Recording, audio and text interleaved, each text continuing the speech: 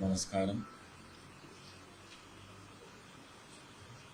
NDA നയിക്കുന്ന ഭാരതീയ ജനതാ പാർട്ടിയുടെ കഴിഞ്ഞ ഏപ്രിൽ മാസം നടന്ന തെരഞ്ഞെടുപ്പിൽ തൃശൂർ ലോക്സഭാ മണ്ഡലത്തിൽ നിന്ന് തെരഞ്ഞെടുക്കപ്പെട്ട്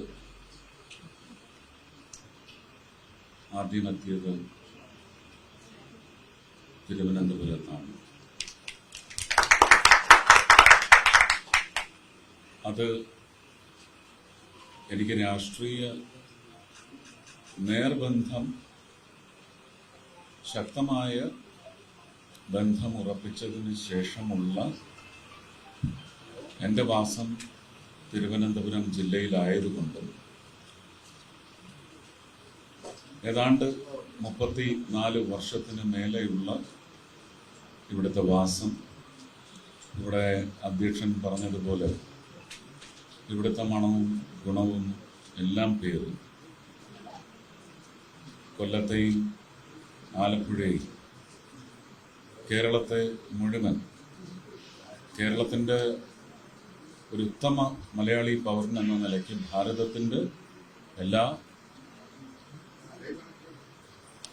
ഭരണഘടനാ വ്യവസ്ഥിതികളെയും എല്ലാം അനുസരിക്കാൻ ബാധ്യസ്ഥനായ, അതിന് മാത്രം മനസ്സുറപ്പ് വരുത്തിയിട്ടുള്ള ഒരു പൗരൻ എന്ന നിലയ്ക്ക് ഞാൻ എൻ്റെ ദക്ഷിണ തിരുവനന്തപുരത്ത് ചാർത്തിയിട്ട് തന്നെയാണ് മുന്നോട്ട് പോയിട്ടുള്ളത്. അതിനുശേഷമാണ് തൃശ്ശൂർ സ്വീകരണമുണ്ടായത്. രാഷ്ട്രീയ പ്രവർത്തകൻ എന്ന നിലയിൽ അതിനുപരി 2016 രാജ്യസഭയിലേക്ക്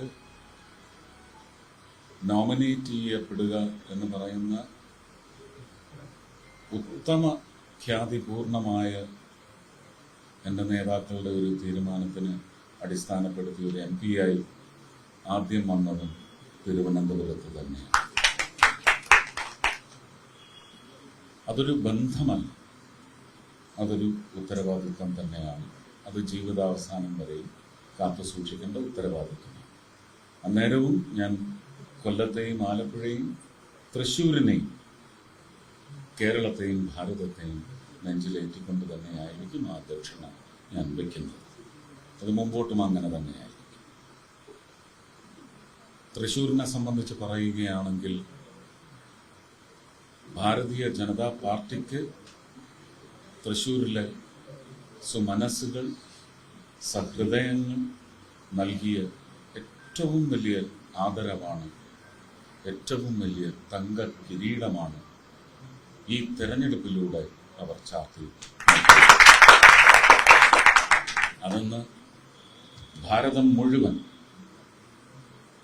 ഭാരതത്തിൽ നിന്ന് മറ്റ് അന്യ രാജ്യങ്ങളിൽ പോയി ജീവിക്കുന്ന ഭാരതീയരടക്കം അവരുടെ രാജ്യത്തെ ഭരണ സമ്പ്രദായത്തെ ആദരിക്കുന്ന, അവരുമായി സമ്പർക്കമുള്ളതും അല്ലാത്തതുമായ വലിയ ഒരു ലോക സമൂഹം അംഗീകരിക്കുന്ന ഒരു നേതൃത്വം, ആ നേതൃത്വത്തിൻ്റെ ഭരണം, അതിൻ്റെ ഭാഗമാകാൻ കൃത്യം 10 വർഷവും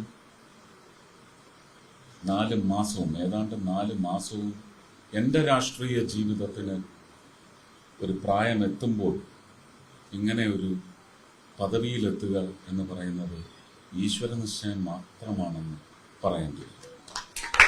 ആ ഈശ്വര നിശ്ചയത്തിലേക്ക് എത്തിക്കുന്നതിന് വേണ്ടി തൃശ്ശൂർ ജില്ലയിലെ മാത്രമല്ല, എനിക്ക് വേണ്ടി പ്രാർത്ഥിക്കാൻ, എനിക്ക് പ്രചരണ വേദികളിൽ, ഞാനില്ലാത്ത വേദികളിലും വന്ന് അവരുടെ ഹൃദയം അവിടുത്തെ സമ്മതിദായകരുമായി പങ്കുവച്ച് അനേകം സംഘങ്ങളുണ്ട്. രാഷ്ട്രീയമില്ലാത്തത്, രാഷ്ട്രീയം, അതും വ്യത്യസ്ത രാഷ്ട്രീയമുള്ളവർ, എൻ്റെ രാഷ്ട്രീയത്തോട് ഒരു അഭികാമ്യത ഇല്ലാത്തവർ, അങ്ങനെ ആയിരക്കണക്കിന് പേരുണ്ട് എനിക്ക് എല്ലാവരെയും കൂടി ഒരു സംഘമായിട്ട് എനിക്കറിയാം, വ്യക്തിപരമായിട്ട് എനിക്ക് അവരെ അറിയില്ല. അങ്ങനെ ഒരു ബന്ധം സ്ഥാപിക്കാൻ ഇന്ന് ഈ നിമിഷം വരെ അവർ ശ്രമിച്ചിട്ടുമില്ല എന്ന് പറയുന്നത് മഹത്തരമായ പിന്തുണയുടെ ശക്തിയാണ്. അപ്പോൾ ഇതെല്ലാം കൂടി ചേർന്ന് കഴിഞ്ഞ 1.5 വർഷമായിട്ട് തൃശ്ശൂരിലെ പാർട്ടി അണികൾ, പ്രവർത്തകർ, അവരുടെ ബന്ധുക്കൾ, അങ്ങനെ തുടങ്ങി ഏതാണ്ട് 1200 ചില്ലാനം ബൂത്തുകളിൽ 10,000-കണക്കിന് പ്രവർത്തകരാണ് നമ്മുടെ ഈ ദേശം ഭരിക്കുന്ന ലോകം അംഗീകരിക്കുന്ന ഏറ്റവും വലിയ രാഷ്ട്രീയ പാർട്ടി. അതിലേക്കൊരു എം പിക്ക് വേണ്ടി കഴിഞ്ഞ 1.5 വർഷമായിട്ട് ബൂത്ത് പ്രസിഡന്റുമാരടക്കം ശക്തി കേന്ദ്ര അധികാരികളും പ്രവർത്തകരുമടക്കം 1.5 വർഷമായിട്ട് നടത്തിയ അഹോരാത്രം നടത്തിയ കഠിന അധ്വാനത്തിന്റെ ഫലം തന്നെയാണ് അനുഭവിച്ചു കൊണ്ടിരിക്കുന്നതെങ്കിലും ഇത് ദേശീയത ഒരുപക്ഷെ അംഗീകരിക്കുന്ന ഒരു വലിയ ബൃഹത്തായ പ്രജാബലമാണ്, പ്രജാദൈവങ്ങളാണ് എന്ന് നിങ്ങൾക്ക് വേണ്ടി നിങ്ങളുടെ അഭിമാനം എത്ര ഉയരത്തിൽ എത്തിച്ചു എന്നുള്ളത് ഇന്ന് ലോകത്തിന് മുഴുവൻ അറിയാം. ഞാൻ ഇവിടുത്തെ വിജയപ്രഖ്യാപനത്തിന് ശേഷം അതിൻ്റെതായ ഡോക്യുമെന്റ്സും ഭരണാധികാരിയെടുത്തുനിന്ന് സ്വീകരിച്ചതിന് ശേഷം പാർലമെന്റിന്റെ സെൻട്രൽ ഹാളിലെത്തി ഞങ്ങളുടെ പാർലമെന്ററി പാർട്ടി നേതാവിനെ തെരഞ്ഞെടുക്കുന്ന അവസരത്തിൽ ഭാരതത്തിലെ ഏതാണ്ട് NDAയിലെ ഘടകകക്ഷികൾ ഒക്കെ MP-മാർ വന്ന് ആലിംഗനം ചെയ്ത മുഹൂർത്തം എന്ന് പറയുന്നത് ആ ആലിംഗനം മുഴുവൻ കേരളത്തിന്റെ മാറിക്കൊണ്ടിരിക്കുന്ന, മാറി വരുന്ന മനസ്ഥിതിക്കുള്ള ആലിംഗനമായിട്ടാണ് കൂടുതലായിട്ട് ഒന്നും പറയാനില്ല. തൃശ്ശൂര് ഉറപ്പിച്ച് കഴിഞ്ഞും തിരുവനന്തപുരം എന്ന് പറയുന്നത് എങ്ങനെ മറക്കും എന്ന് ചോദിച്ചാൽ വലിയ ഒരു പ്രവർത്തക സംഘം ഇവിടെയും ഒരാളൊഴിയാത്ത ആ ഏറ്റവും വലിയ സംഘം. അതിന് ഞാൻ എൻ്റെ തെരഞ്ഞെടുപ്പ് പ്രചരണ വേദികളിലൊക്കെ കൊടുത്ത വാഗ്ദാനം ഞാൻ ഒന്നുകൂടി എടുത്ത് പറയുകയാണ്. തൃശ്ശൂർക്കാർ ജയിപ്പിച്ചു വിടുന്ന MP നിങ്ങൾ ഒരിക്കലും പ്രതീക്ഷിക്കരുത് ഞാൻ തൃശ്ശൂരിൽ ഒതുങ്ങും, ഞാൻ കേരളത്തിന്റെ MP-യായി വർത്തിക്കും എന്നത് വെറും വാക്കല്ല. അതിൽ ഓരോ ദിനവും ഓരോ നിമിഷവും ഊന്നിയുറപ്പിച്ച് തന്നെ മുന്നോട്ട് പോകാനാണ്. മാത്രവുമല്ല, തമിഴ്നാട്ടിൽ അവിടെ നിന്ന് 2-3 MP-മാർ വരുമെങ്കിൽ പോലും ഒരു വലിയ സംസ്ഥാനമായതുകൊണ്ട് എൻ്റെ ശ്രദ്ധ തമിഴ്നാട്ടിലും ഉണ്ടാവും എന്ന് പറഞ്ഞതിൽ നിന്ന് ഒട്ടും പിന്നോട്ടില്ല. അങ്ങനെ തന്നെയായിരിക്കും എൻ്റെ പ്രവർത്തനം. അങ്ങനെ ആവണം എന്ന പ്രവർത്തനത്തിലാണ് ഞാൻ ഇപ്പോഴും ഹൃദയപരമായി ഊന്നി നിൽക്കുന്നതെങ്കിലും ഇപ്പോൾ ഏൽപ്പിച്ച എൻ്റെ പെർസ്പെക്റ്റീവിൽ പറയുക, അധിക ഭാരം എന്ന് പറയുന്നത് അതിലും വലിയ ഉത്തരവാദിത്വത്തിലേക്കാണ് എന്നെ തള്ളിവിട്ടിരിക്കുന്നത്. അതെൻ്റെ നേതാക്കളോടുള്ള എൻ്റെ ബാധ്യതയായി, എൻ്റെ ബഹുമാനമായി, റെസ്പെക്റ്റായി ഞാൻ കൃത്യമായി നിർവഹിക്കുവാനും ഓരോ മലയാളിക്കും, നമ്മുടെ എതിർകക്ഷികളെന്ന് പറയപ്പെടുന്ന മലയാളിക്ക് പോലും, ഓരോ കുടുംബത്തിലെയും ഓരോ അംഗത്തിനും, ഒരു മലയാളി മന്ത്രിയുടെ കുടുംബക്കാർ ഞങ്ങൾ മലയാളികളെന്ന് പറയുന്ന അഭിമാനത്തോടെ തലയുയർത്തിപ്പിടിക്കുന്ന തരത്തിൽ എൻ്റെ പ്രവർത്തനത്തിന്റെ തിളക്കം ഞാൻ മെച്ചപ്പെടുത്തിക്കൊണ്ടേയിരിക്കും അവസാനം വരെയും എന്ന് മാത്രം വാഗ്ദാനം ചെയ്തു. ഇനി ഔട്ട് ഓഫ് ദ ബോക്സ്, അത് മീഡിയ ഇന്ന് ഇവിടെ ഉള്ളത് വളരെ ഒഫീഷ്യലായിട്ടുള്ള ഒരു പദവിയിലിരിക്കുന്ന തെരഞ്ഞെടുക്കപ്പെട്ട MP എന്ന നിലയ്ക്ക് ആ ഓഫീസിൻ്റെ വെരി റെസ്പെക്ട്ഫുൾ ഇമേജ് അത് ഞാൻ കാത്തു സൂക്ഷിക്കാൻ ബാധ്യസ്ഥനാണ്. എന്നെ മറ്റിടങ്ങളിലേക്ക് വലിച്ചിഴക്കരുത്. ഞാൻ ഇന്നലെ എൻ്റെ തൃശ്ശൂർ പട്ടണത്തിലെ സ്വീകരണ യോഗത്തിൽ പറഞ്ഞു, ആരും എൻ്റെ പൊരുളുകൾ ഉരച്ചു നോക്കാൻ വരാൻ മുതിരരുത്. വേണമെങ്കിൽ ഞാൻ എൻ്റെ ഹൃദയം തരാം, ഉരച്ചോ വെട്ടിക്കീറി പരിശോധിക്കുകയോ എന്ത് വേണമെങ്കിലും ചെയ്തു. ഞാൻ ഇത്രയും ദിവസം ഇന്നലെ കാലത്ത് എൻ്റെ സ്വഗൃഹത്തിൽ വന്ന് കിടന്ന് ഉറങ്ങിക്കഴിഞ്ഞതിന് ശേഷം പുറത്തിറങ്ങി വന്ന് ഒരു പബ്ലിക് അഡ്രസ് സിസ്റ്റത്തിലൂടെ തന്നെ ഞാൻ സംസാരിക്കുന്നത്. അത് മീഡിയയുമാണ്. ഇതാദ്യത്തേതാണ്. അത് ഉത്തരവാദപ്പെട്ട ഒരു സ്ഥാപനത്തിൽ ഇരുന്നു കൊണ്ട് തന്നെയാണ് ഞാൻ സംസാരിക്കുന്നത്. ഞാൻ ഇത്രയും ദിവസം ഇന്നലെ രാത്രി ട്രെയിനിൽ വരെ സംഭവിച്ചിട്ടുള്ള എൻ്റെ പെരുമാറ്റം എന്ന് പറയുന്നത് എൻ്റെ വ്യക്തിയുടെ നിർവഹണമാണ്.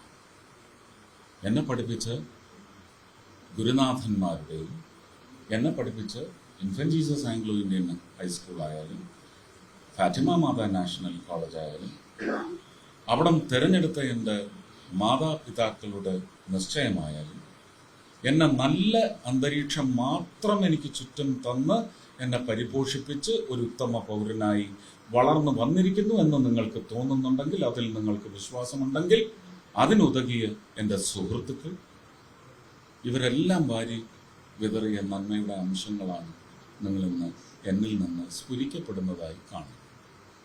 ഞാൻ ആ വഴിക്കേ സഞ്ചരിക്കും. ഞാൻ ഹൃദയത്തിൽ നിന്നാണ് സംസാരിക്കുന്നത്. ഇത് ഞാൻ അല്പം വേദനയോടെയാണ് സംസാരിക്കുന്നത്. Shrimati Indira Gandhi is the real and only architect of India post independence and until her demise. ഇതൊരു പൗരൻ എന്ന നിലയ്ക്ക് ആയമ്മ നടത്തി വെച്ചിട്ടുള്ള അഡ്മിനിസ്ട്രേഷണൽ എഫേർട്സ്, അതിന്റെ റിസൾട്ട്, ഇതൊന്നും നമ്മളങ്ങ് ഒരു കിരാതം കൊണ്ട് മറന്നുകൂടാ.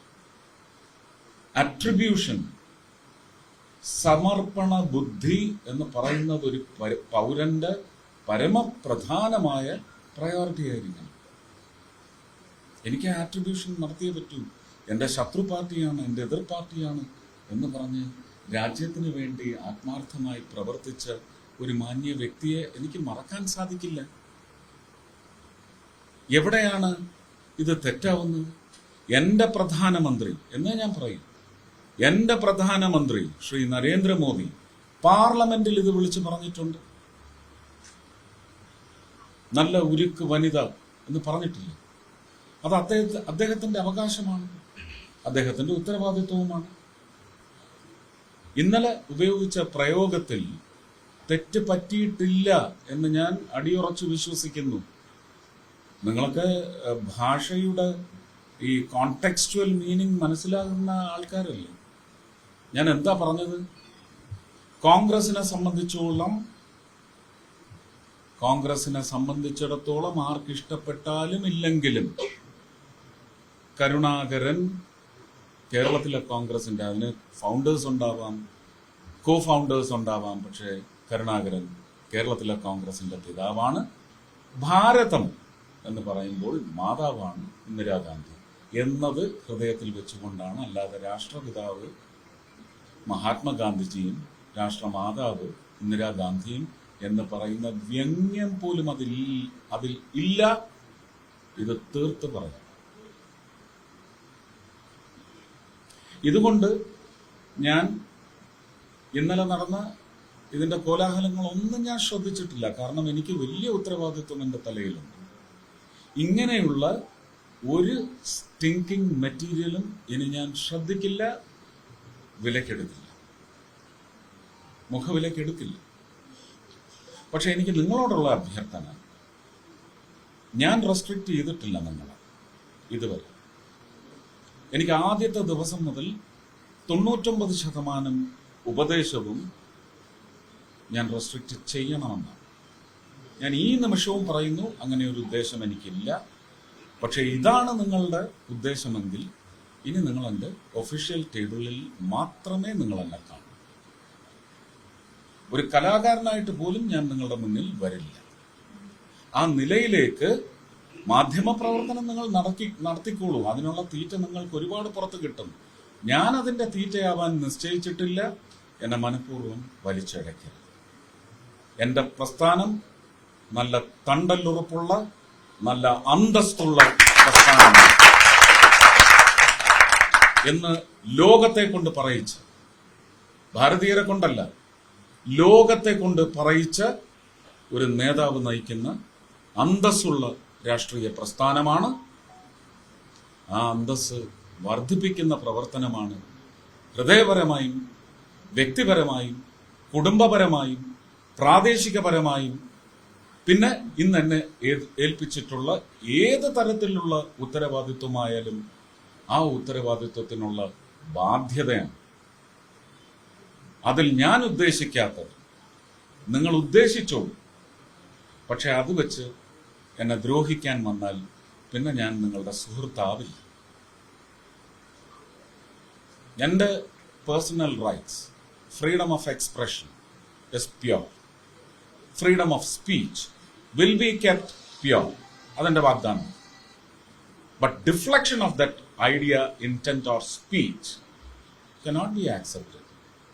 I will not block you, but I will sway away from you or move away from you. Don't create that situation, please. It is my ardent request. Please.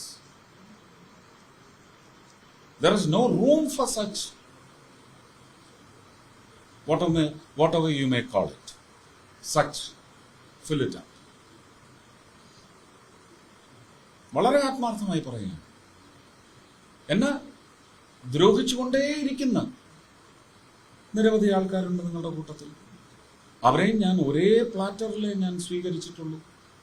ഇനിയും അങ്ങനെ സ്വീകരിക്കും. ഉന്നം വച്ച ചോദ്യങ്ങൾ വരുമ്പോൾ, ഉദ്ദേശം വെച്ചുള്ള ചോദ്യം വരുമ്പോൾ ചിലപ്പോൾ ഒരു ചെറിയൊരു സ്റ്റിങ് ഞാൻ അടിക്കും. അതെന്റെ തണ്ടലിന്റെ ബലമാണ്. അത് ഞാൻ ഭരത്ചന്ദ്രനിലൂടെ സ്വാംശീകരിച്ച ഒരു ക്വാളിറ്റി. നിങ്ങൾ ഈ ഇലക്ഷൻ പ്രചരണത്തിലൊക്കെ അയാൾ ഇപ്പോഴും സിനിമയിൽ ഇറങ്ങി വന്നിട്ടില്ല, ആ ഭരത്ചന്ദ്രനാണെന്ന്. ഭരത്ചന്ദ്രൻ എന്താ കുഴപ്പം? ഭരത്ചന്ദ്രനെ കണ്ടുകൊണ്ട് എത്ര IPS കാരനാണ് ഈ രാജ്യത്ത് നീതി നിർവഹണം നടത്തുന്നതെന്ന് നിങ്ങൾ അന്വേഷിക്കൂ. Take an audit, not just Malayalis. You do an audit country wide. ഞാൻ അഭിമാനിക്കുന്നു നിങ്ങളത് പറയുമ്പോൾ. പക്ഷെ അതിന്റെ വ്യംഗ്യം നല്ല മനുഷ്യർക്ക് മനസ്സിലാവും, എനിക്ക് ഉറപ്പായിട്ടും മനസ്സിലാവും. അതുകൊണ്ട് creative efforts should be at least should not be damaging with a political intent which is not at all your right. Your responsibility is to the people through the fourth pillar. You cannot carry a political intent or you make it loud.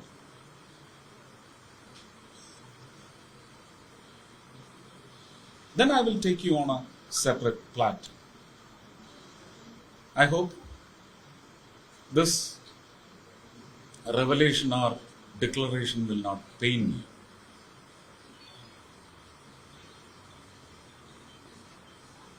Thank you.